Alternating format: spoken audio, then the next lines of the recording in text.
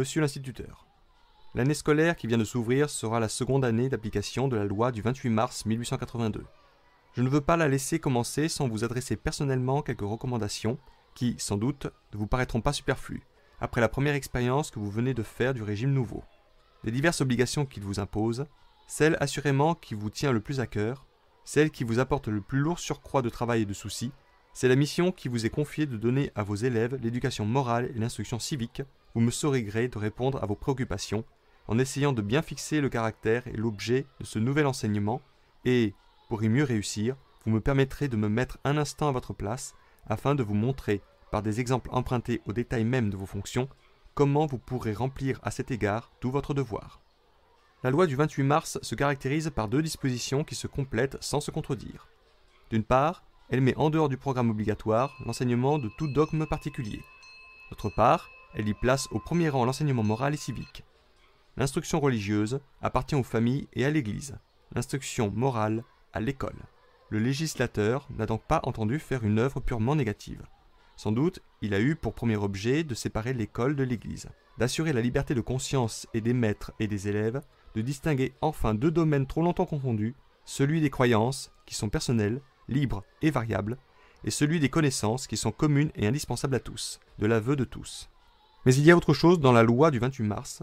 Elle affirme la volonté de fonder chez nous une éducation nationale et de la fonder sur les notions du devoir et du droit que le législateur n'hésite pas à inscrire au nombre des premières vérités que nul ne peut ignorer. Pour cette partie capitale de l'éducation, c'est sur vous, monsieur, que les pouvoirs publics ont compté. En vous dispensant de l'enseignement religieux, on n'a pas songé à vous décharger de l'enseignement moral. C'eût été vous enlever ce qui fait la dignité de votre profession. Au contraire, il a paru tout naturel que l'instituteur, en même temps qu'il apprend aux enfants à lire et à écrire, leur enseigne aussi ces règles élémentaires de la vie morale qui ne sont pas moins universellement acceptées que celles du langage et du calcul. En vous conférant de telles fonctions, le Parlement s'est-il trompé? A-t-il trop présumé de vos forces, de votre bon vouloir, de votre compétence? Assurément, il lui a encouru ce reproche s'il avait imaginé de charger tout à coup 80 000 instituteurs et institutrices d'une sorte de cours ex-professo sur les principes, les origines et les fins dernières de la morale. Mais qui jamais a conçu rien de semblable?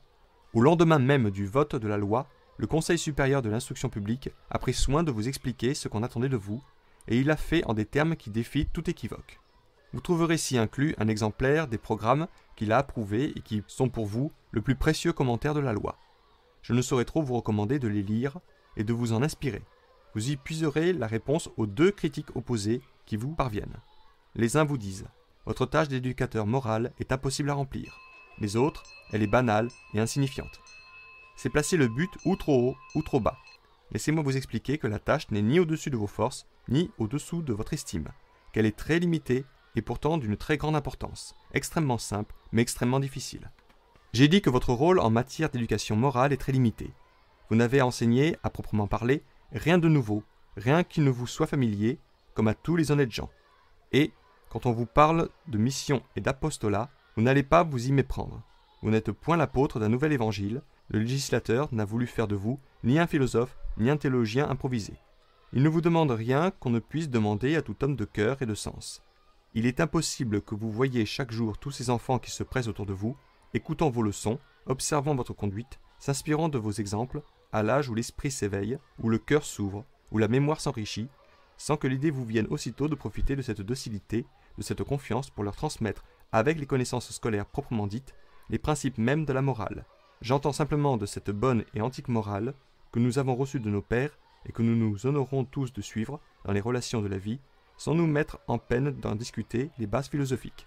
Vous êtes l'auxiliaire et, à certains égards, le suppléant du père de famille.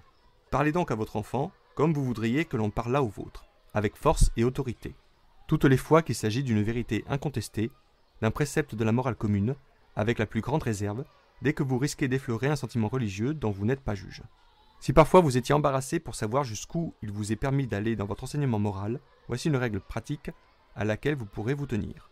Au moment de proposer à vos élèves un précepte, une maxime quelconque, demandez-vous s'il se trouve à votre connaissance un seul honnête homme qui puisse être froissé de ce que vous allez dire.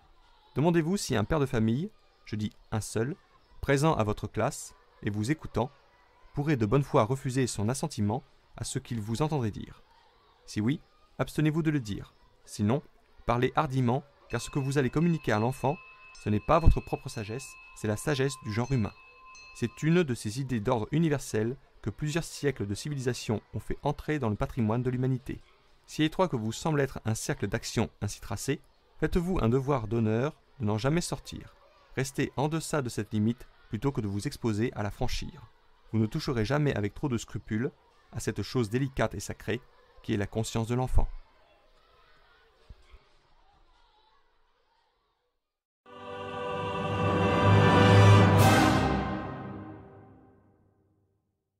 Si vous aussi vous avez apprécié cette vidéo et si vous pensez comme Napoléon, l'histoire est un mensonge que personne ne conteste.